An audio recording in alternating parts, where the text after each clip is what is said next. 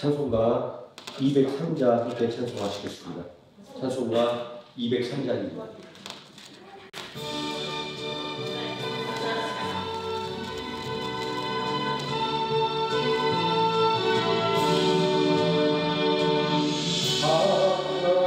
하나님의 말씀 생명의 말씀이라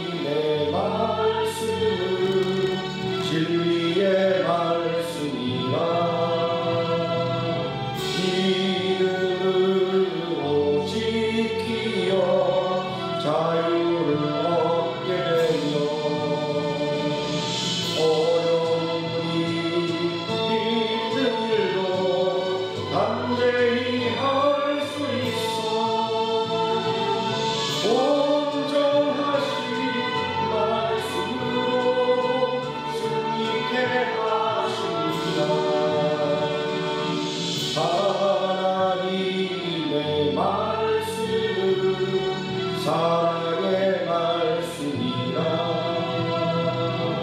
험한 세상 살 동안 언제나 돌보시고 변함없는 사랑으로 우리를 지키시며 하늘나라 이루고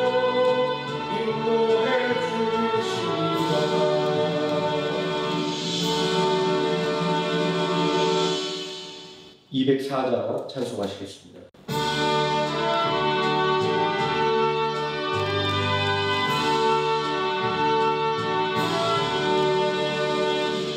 주의 말씀 듣고서 순례하는 자를 반석 위에 엎닫고 집을 지은 같아 비가 오고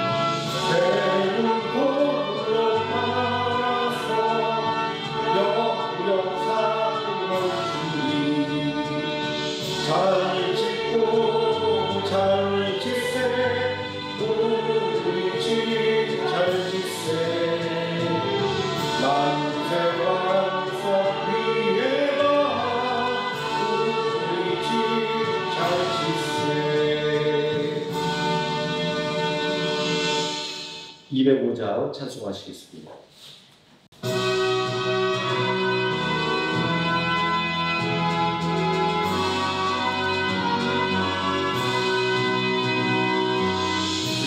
예수 크신 사랑을 말해주시고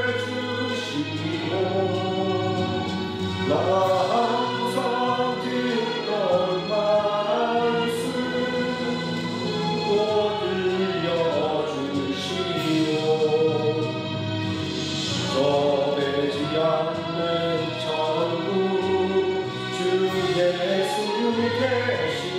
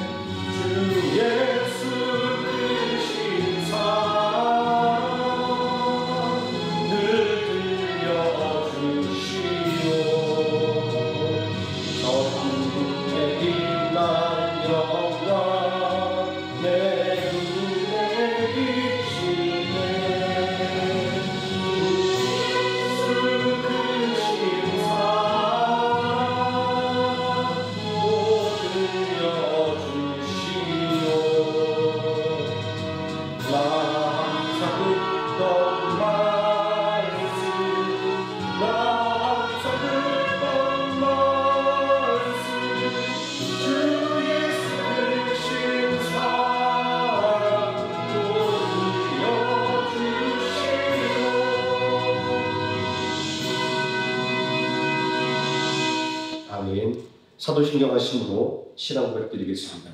전능하사 천지를 만드신 하나님 아버지를 내가 믿사오며 그 외아들 우주 예수 그리스도를 믿사오니 이는 성령을 잉태하사 동정녀 마리아에게 나시고 본디오 빌라도에게 고난을 받으사 십자가에 못 박혀 죽으시고 장사한 지 사흘 만에 죽은 자 가운데서 다시 살아나시며 하늘에 오르사 전능하신 하나님 우편에 앉아 계시다가 저리로서 산자와 죽은 자를 심판하러 오시리라. 성령을 믿사오며 거룩한 공예와 성도가 서로 교통하는 것과 죄를 사하여 주시는 것과 몸이 다시 사는 것과 영원히 사는 것을 믿사옵나이다. 아멘. 찬송가 80장 함께 찬송하시겠습니다.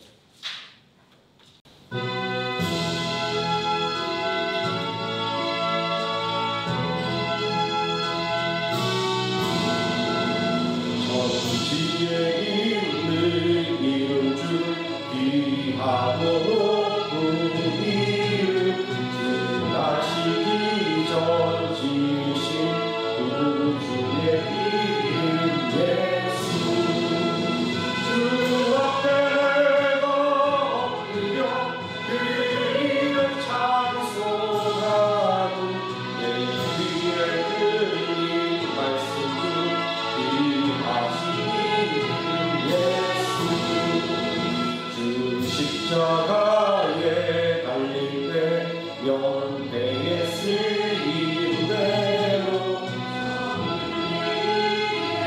왕이요 곧 우리 왕이시라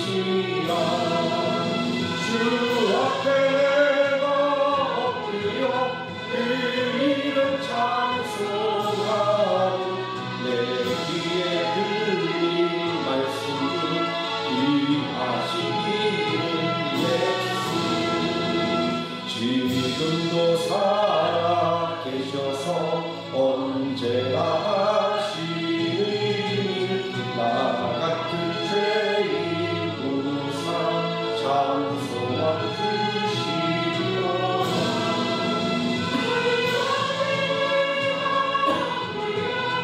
그 이름 찬송하고 내 귀에 들린 말씀 중 귀하신 이름 예수 주 예수께서 영원히 어제나 오늘이라 그 이름으로 우리의 찬송을 내리시나 주 앞에 내가 엎드려 그 이름 찬송하고 내 귀에 들린 말씀 중 귀하신 이름 예수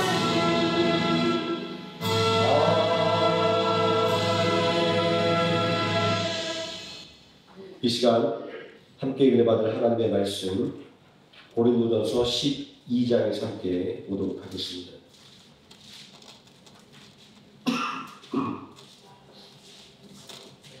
신약성경 278페이지 고린도전서 12장 1절에서 3절까지 말씀입니다. 짧은 말씀이니까 다 같이 한 목소리로 부르짖겠습니다.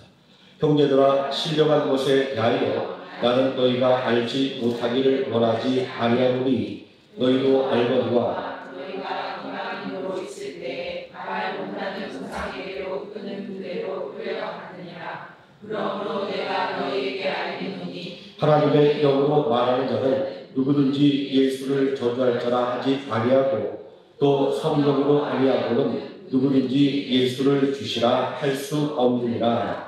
아멘. 찬송가 186장 함께 찬송하시겠습니다.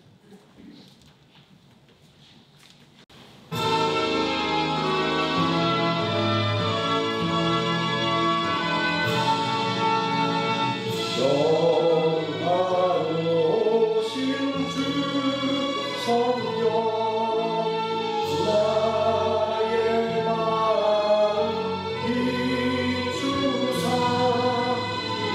어둠 모아 내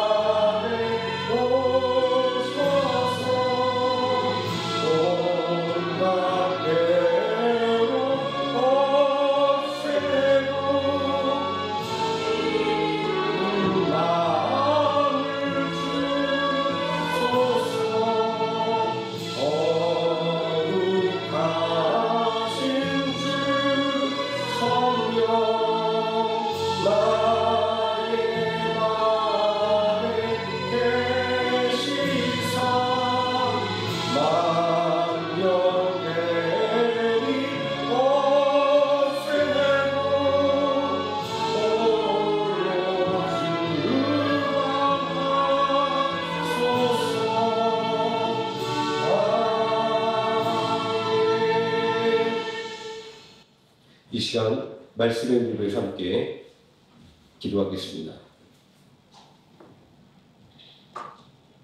사랑이 많으신 아버지 하나님, 오늘도 우리에게 귀한 예배 시간을 허락하여 주시고 또 말씀의 자리에 설 수 있도록 이끌어 주심을 감사를 드립니다. 언제나 하나님의 말씀을 사모하는 심령 가운데 말씀의 은혜로 충만하게 채워주시고 언제나 하나님께서 주시는 세임을 얻기를 바라는 심령과 육신 가운데 강건함을 불어넣어 주시기를 원합니다. 언제나 주께 얻은 힘으로 세상을 이기는 믿음의 자녀들 되기를 원하며 하나님의 살아계심을 증거하는 믿음의 사람 되기를 원하오니 아버지 하나님, 이 시간 온전히 우리 모두를 강한 오른손으로 붙잡아 주사 주님의 능력으로 충만하게 해주시고 온전히 하나님을 바라보고 온전히 하나님의 은혜 가운데 살아갈 수 있는 믿음의 사람들로 또한 이끌어 주시기를 원합니다. 하나님, 이 시간 온전히 하나님께서 지켜봐 주셔서 악한 원수막이 좀 더 틈타지 못하게 해주시고 온전히 하나님의 뜻만 전달되는 귀한 시간 되게 하여 주시옵소서. 예수님의 이름으로 기도드립니다. 아멘. 오늘 본문한 하나님의 말씀, 성령께서 하시는 일이라는 제목으로 하나님의 말씀에 은혜를 나누고자 합니다. 오늘날 교회와 성도를 향한 가장 도전적인 질문은 성경이 오늘날 우리와 무슨 상관이 있느냐라는 질문일 것입니다. 심지어 일부의 신학자들까지도 이러한 도전적인 질문에 동의하고 있다는 겁니다. 과거의 사건을 곱씹어서 오늘 우리들의 삶에 적용한 것이 무슨 의미가 있느냐 이런 말을 하는 것입니다. 하지만 이들의 주장의 속내는 성경은 허구나 지어낸 이야기에 지나지 않는다라고 이렇게 말하고 싶은 것입니다. 하지만 성경은 하나님께서 성령님을 통해서 주신 하나님의 계시이며 또 부정할 수 없는 역사이기도 합니다. 역사가 이해직하는 역사란 과거와 현재와의 끊임없는 대화라는 유명한 역사의 정의를 통해서 과거가 오늘의 우리와 아주 밀접한 관계에 있다라고 하는 것을 말하고 있습니다. 히브리서 3장 15절 말씀도 성경에 이르렀을 때 오늘 너희가 그의 음성을 듣거든 격노하시게 하던 것 같이 너희 마음을 완고하게 하지 말라 했으니 라는 말씀으로 과거의 역사가 오늘의 우리와 불가분의 관계가 있다고 하는 것을 지적하고 있습니다. 또 디모데후서 3장 15절 말씀은 성경은 그리스도 예수 안에 있는 지혜로 말미암아 구원에 이르는 지혜가 있게 하느니라 라는 말씀으로 성경은 시간과 공간을 초월해서 우리들의 삶에 직접적인 영향을 행사하는 하나님의 계시의 말씀이라고 하는 것을 좀 분명하게 밝혀주고 있습니다. 이러한 성경의 실존성은 우리가 성경을 과거의 이야기가 아니라 오늘 우리에게 주시는 하나님의 말씀으로 인정하고 읽어야 한다라는 것입니다. 성경에 쓰여진 그대로 우리가 아멘으로 받아들여야 한다라는 것입니다. 성경은 어떤 사람들이 이야기하는 것처럼 허구의 이야기도 아니고 상징과 비유가 가득 찬 책도 아니기 때문입니다. 이런 의미에서 고린도 교회가 안고 있었던 문제는 오늘날 교회가 안고 있는 문제와 직접적으로 연결이 되는 것입니다. 성경이 오늘 우리들의 삶에 직접적인 영향을 미치는 것이고 우리에게 삶의 지혜를 주는 이유가 되는 것입니다. 제가 이렇게 애들로서 성경이 사실이라고 말하고 있는 것은 이러한 성경에 대한 정의를 믿지 못한다고 한다면 우리의 믿음은 언제나 악한 원수 마귀의 위협에 노출될 수밖에 없기 때문입니다. 마귀는 두루 다니며 삼킬 자를 찾습니다. 믿음이 연약한 사람 그리고 잘못된 믿음의 확신을 가진 사람들을 말입니다. 그러므로 우리는 늘 성령님의 인도하심을 따라서 말씀을 읽고 배우고 묵상함으로 깨어 있어야만 하는 것입니다.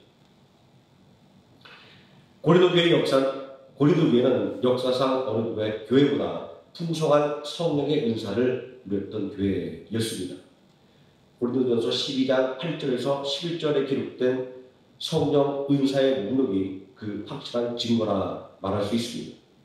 하지만 이 교회는 그러한 능력 때문에 칭찬을 받은 것이 아니라 오히려 책망을 받았던 것을 우리는 알 수 있습니다. 왜냐하면 성령의 은사를 주신 목적과 이유를 오해하고 잘못 사용하는 경우가 많았기 때문입니다.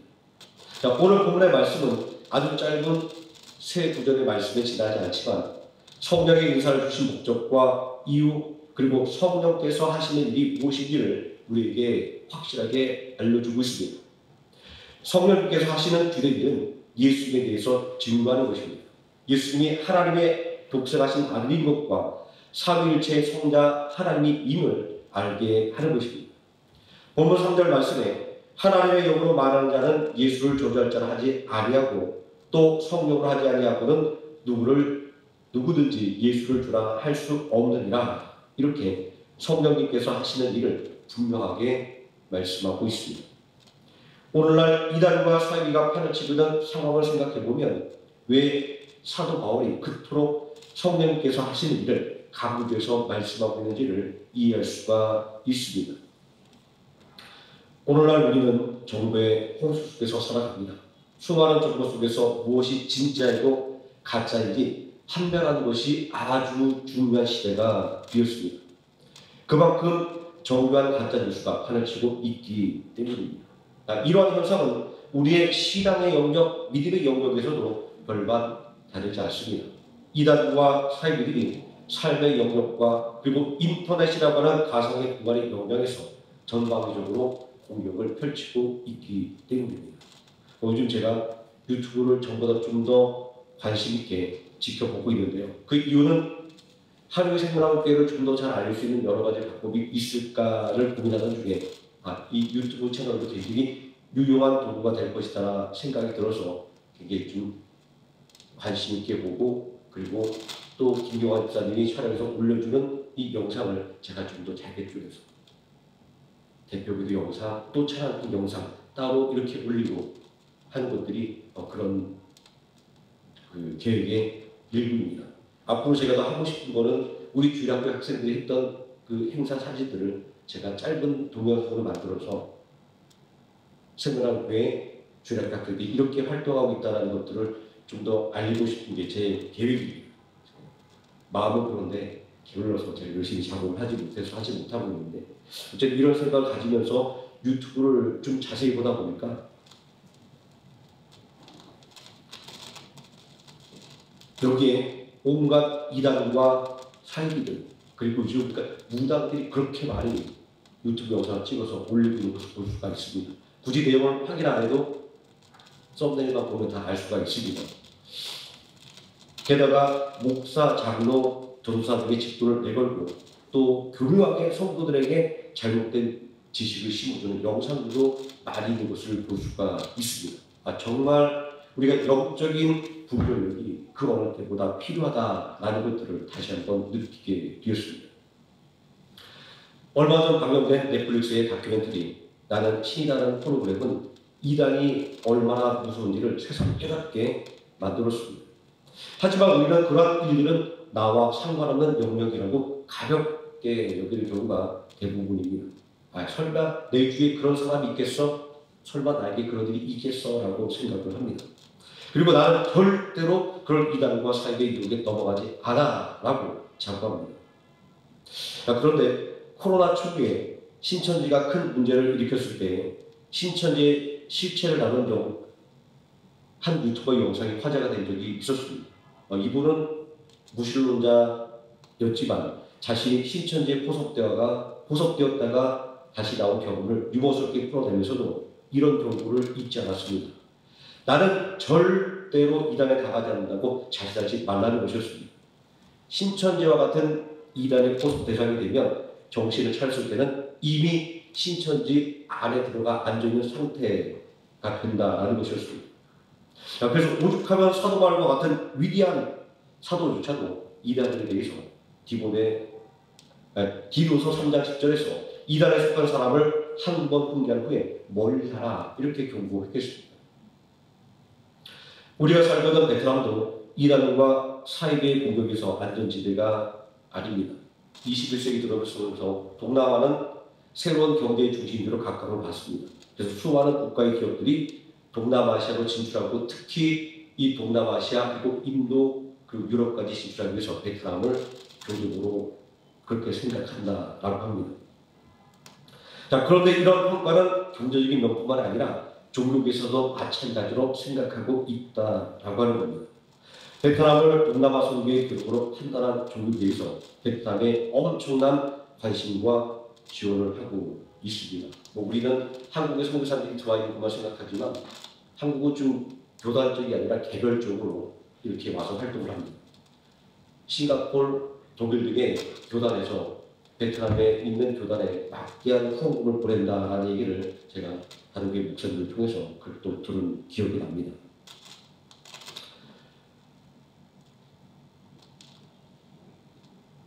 또 선교에 있어서 이단과 사회들도 동일한 생각과 계획을 가지고 있습니다. 그들은 자신들이 가진 돈을 앞세워서 정부 인사들에게 접근하면서 세력을 확장시켜 왔습니다. 제가 언제 말씀드렸듯이 화곡주파 같은 경우에는 공안의 고위직들과 만나서 식사하고 그리고 공안 대학에 그들이 강의를 개설할 정도로 아주 막강한 영향력을 행사하기도 했었습니다. 하지만 작년 같은 경우에 이 이단과 사이비의 무서움을 경험한 베트남 정부에서 이 화곡주파에 가장 오랫동안 활동했던 남진양이라고 하는 선교사를 추방했다라는 얘기를 제가 직접 듣기도 했었습니다. 베트남에도 온갖 이단과 사이비들이 들어와서 활동을 하고 있습니다. 여기 가까운 꼬우절 공원만 가도 몰목의 선교사가 짝을 지어서 다니면서 선교하는 모습을 또 볼 수가 있습니다. 우리가 영적으로 깨어 있어야 되는 이유입니다. 이러한 이단과 사이비들의 주장을 살펴보면 그 내용은 언제나 대동소이합니다. 처음에는 자신을 성령으로 그리고 재림 예수로 주장하다가 마침내 하나님이라고 주장하는 것입니다. 가장 대표적인 사람을 우리가 문성명 같은 사람을 들 수가 있을 겁니다. 제 기억에는 9시 뉴스에 그러니까 70회, 80회 생일 때 자기가 그 마구들이 있는 올림픽에 황금 명예관을 쓰고 그렇게 행사를 하는 모습을 봤던 기억도 납니다. 아직도 그 미세가 사그라들지 않고 있는 이단들을 보면서 이단에 현혹되지 않기 위해서는 바른 성경 지식이 필요하다는 것을 새삼 깨닫게 됩니다. 그래서 저는 이런 의미에서 오늘 말씀 가운데서 먼저 이 이단과 사이비들이 끊이지 않고 우리 주변에 넘쳐나는 이유가 무엇인지에 대해서 말씀을 드리고자 합니다. 하나님께서 우리에게 특별 계시를 주신 성경에서 두드러진 신학적인 개념은 구속사입니다. 물론 이 구속사가 성경의 내용을 다 대변하고 있는 것은 아닙니다. 하지만 우리의 신앙에서 구속사의 중요성은 굳이 말하지 않아도 아주 중요하다는 것을 다 알고 있는 이야기입니다. 우리가 이 구속사의 개념을 이해하기 위해서는 먼저 구속의 의미를 살펴봐야 됩니다. 어떤 목사님 동사가 이렇게 얘기하더라고요. 이렇게 수갑 차고 들어가는 구속이 아니다라고 이야기합니다. 이 구속이란 말은 대가를 지불하고 구해내는 것을 의미합니다. 쉽게 설명하자고 한다면 노예를 자유인으로 만들어주기 위해서 대신 몸값을 지불해 주는 것을 말하고 있습니다. 이스라엘 백성들이 이방 민족의 노예 상태에서 구속하여 본래의 상태로 돌려놓은 하나님은 그리스도 예수 안에서 죄인의 인간을 구원하기 위해서 대가를 지불하셨습니다. 이것을 바로 구속이라고 합니다. 그 대속권이 바로 요한복음 1장 29절에 증거하고 있는 세상 죄를 지고 가는 어린 양인 예수 그리스도인 것입니다. 이러한 하나님의 구속의 역사에 있어서 아주 강조되는 두 개의 신학적인 개념이 있습니다. 첫 번째는 하나님께서 구속의 주도권을 갖고 계신다는 의미에서 하나님의 사랑이라고 하는 것과 또 하나님의 구속을 받아야만 살아갈 수 있는 인간의 죄가 강조되고 있습니다. 이 구속사란 말 그대로 하나님의 구원의 역사다라는 것을 우리가 알 수 있습니다. 애굽의 노예에서 해방된 이스라엘 백성들의 출애굽이 상징적으로 보여주는 하나님의 구속사는 출애굽에서 하나님과 바로와의 긴장관계에서 보여주듯이 언제나 팽팽한 긴장관계를 형성하고 있습니다. 왜냐하면 성도의 원수인 마귀는 성도가 받은 구원을 빼앗기 위해서 호시탐탐 기회를 노리고 있기 때문입니다.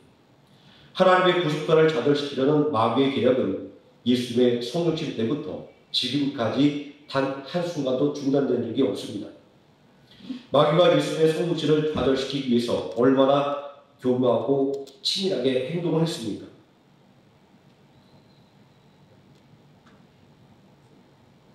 요셉의 육신의 아버지가 되었던 요셉의 마음에 의심과 두려움을 불러 일으켰습니다.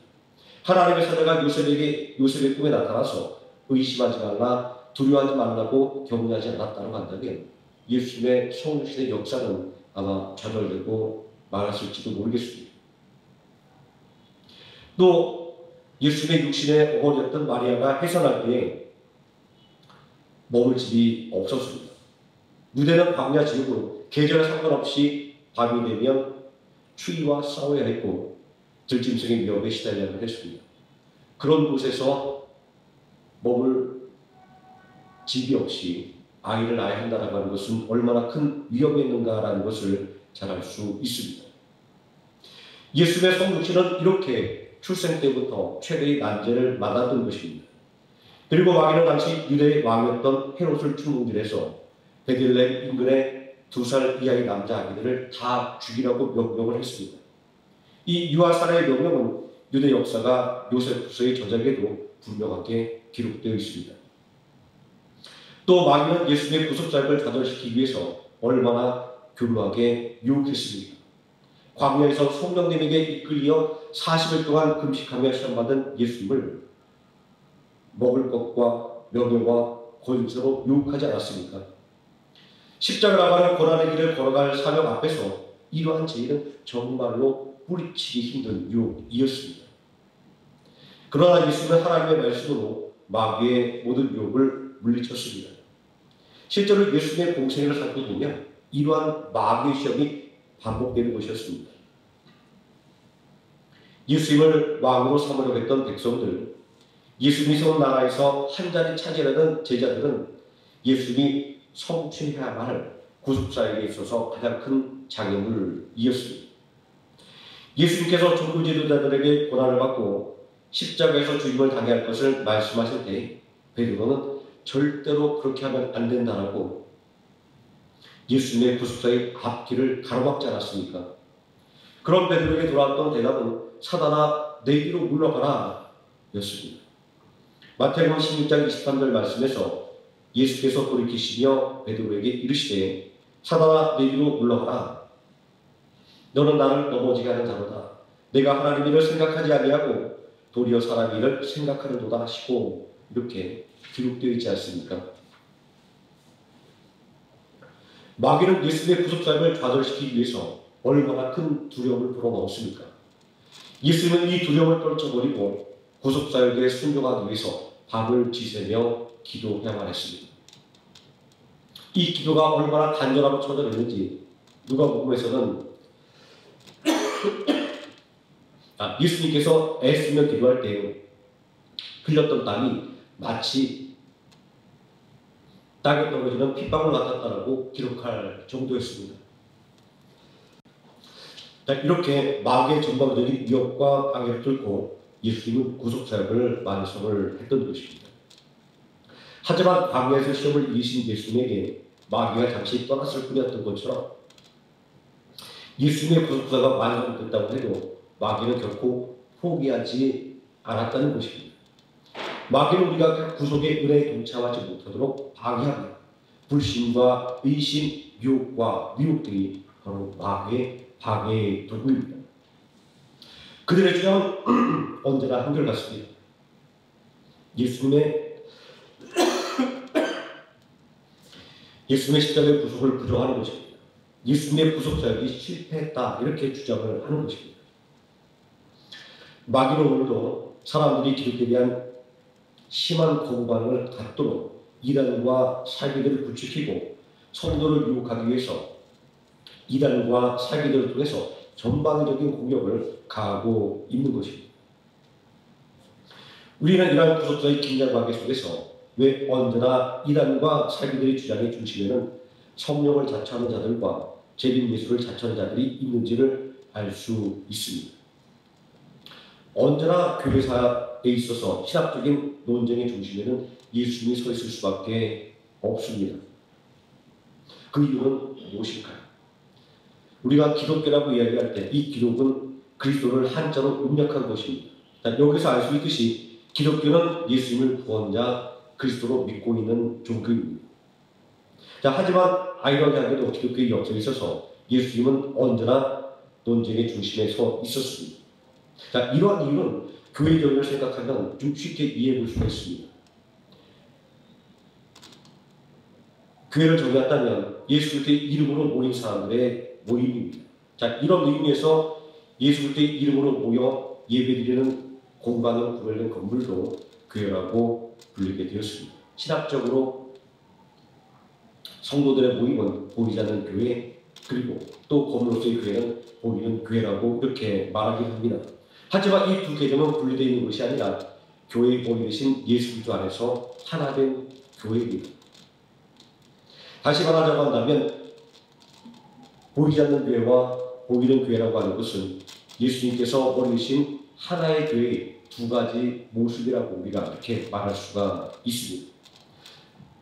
사람들이 속된 말로 이런 이야기를 합니다. 뱀을 잡으면 머리를 잡으라고 이야기합니다. 마귀가 교회를 흔들기 위해서 공격할 것이 무엇이겠습니까? 당연히 교회의 머리 되신 예수님입니다. 복음서에 보면 예수님께서 나사렛 사람이라고 불릴 때 친구 빌립에게 예수님을 처음 소개받았던 나다나엘은 이렇게 말하고 있습니다. 나사렛에서 무슨 선한 것이 나겠는가? 언뜻 듣기에는 특정 지역을 무시하는 말처럼 들리지만 그 속사정은 전혀 다릅니다. 나사렛이 위치한 갈릴리 지역에는 메시아를 자처한 인물들이 여러 등장했던 지역이었습니다.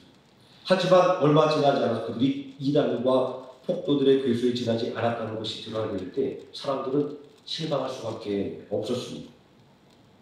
다시 말해서 나사렛 사람이라 불리는 예수님은 절대로 메시아가 될 수 없다는 하는 주장이 나사렛에서 무슨 선한 것이 날 수 있겠느냐라고 하는 이 말 속에 담긴 주장이었던 것입니다.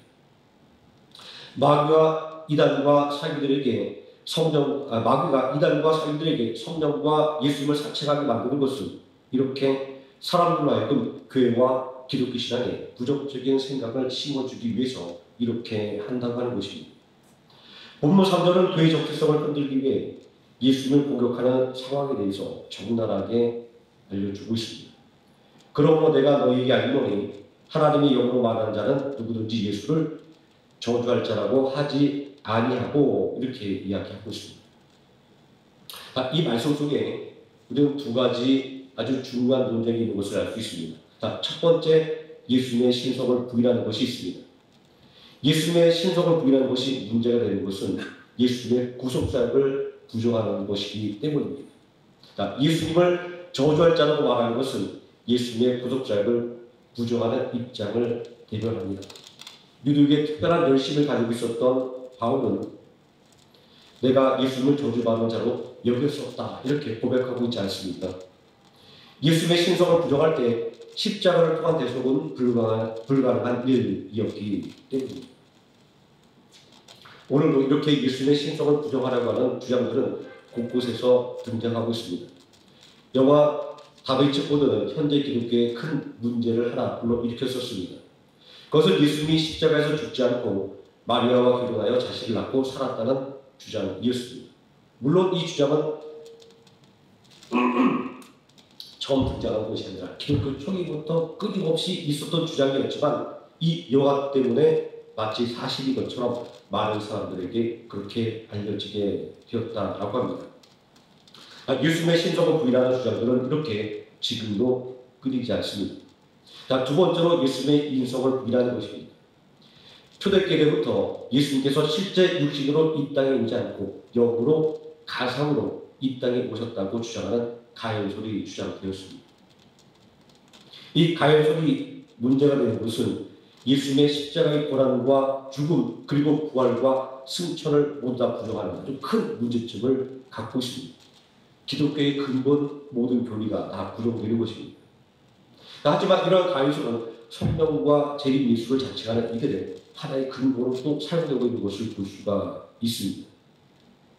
그래서 이러한 잘못된 주장을 근절하기 위해서 오늘 말씀 가운데 바울은 신성을 대표하는 그리스도라고 하는 직분을 주라고 부르지 않고 인성을 대표하는 예수라는 이름을 주라고 부르고 있는 것을 우리가 주목해 봐야 될 것입니다.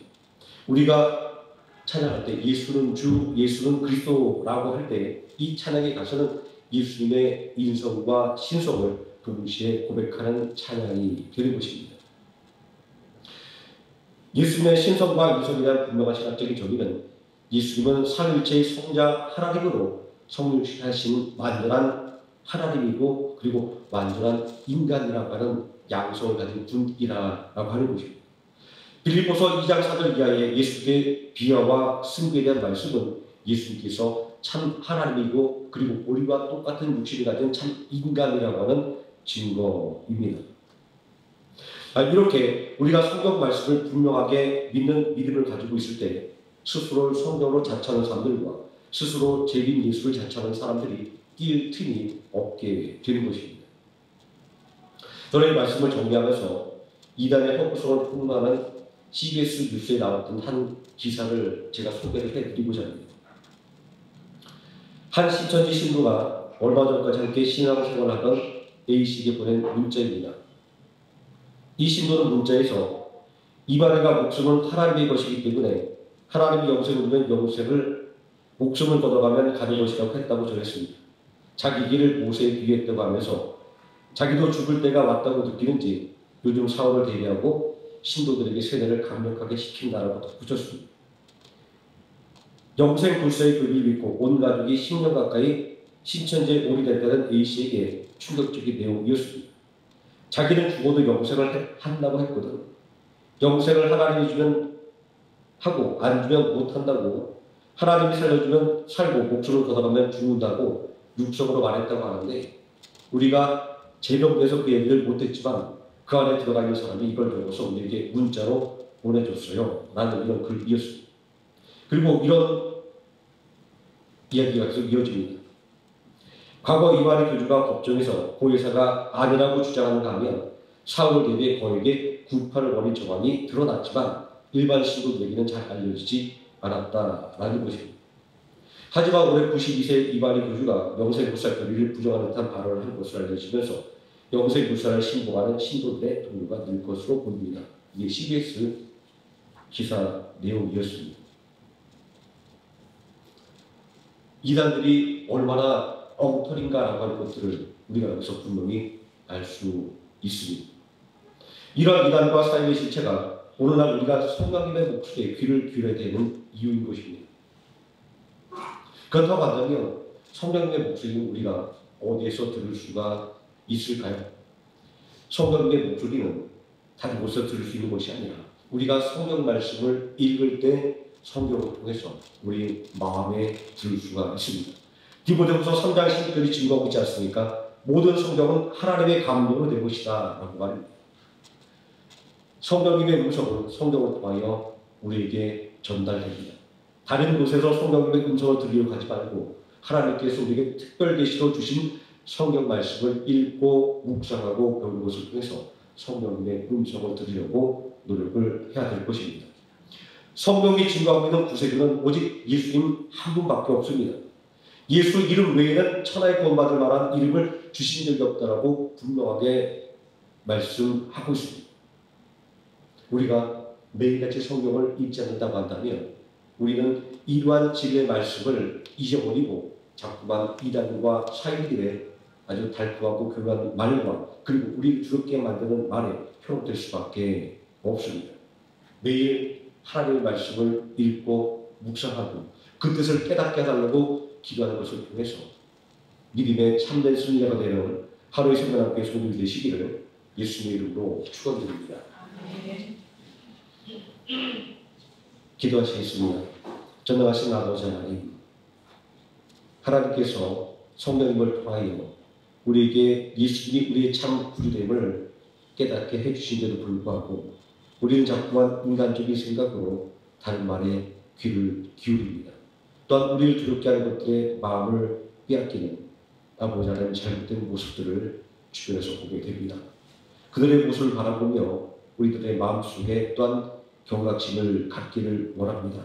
나는 괜찮겠지, 나는 아니겠지라는 악의한 생각을 갖지 말게 해주시고 하나님께서 우리에게 주신 성경 말씀을 늘 가까이하며 읽고 묵상하며 배움을 통하여 진정으로 예수 그리스도 안에 있는 구원의 참된 진리를 깨닫는 성도들을 되어서 이 땅에 악한 원수 마귀와 싸워 승리하고 진정으로 하나님의 능력 있는 자녀 그리고 영원히 하나님의 나라를 이 땅에서 누리는 귀한 하나님의 자녀로 굳건하게 설 수 있도록 지켜주시기를 원합니다.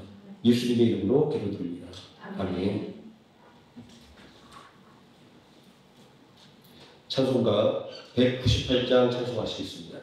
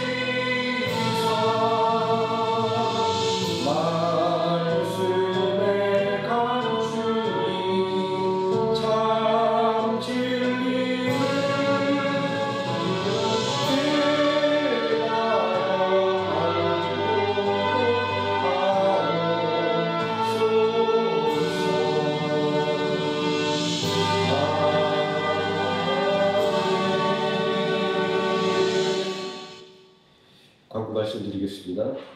원로 목사님이 6월 24일 날 신월관 시술 날짜가 26일인가요? 네, 예정돼 있습니다. 이번에 시술이 잘 돼서 건강하고 회복하고 돌아올 수 있도록 기도해 주시면 고맙겠습니다. 주선자 권사님 이제 항암 치료 5차 치료제 받고 있습니다. 6차까지 잘 마칠 수 있도록 계속 기도해 주시면 고맙겠습니다.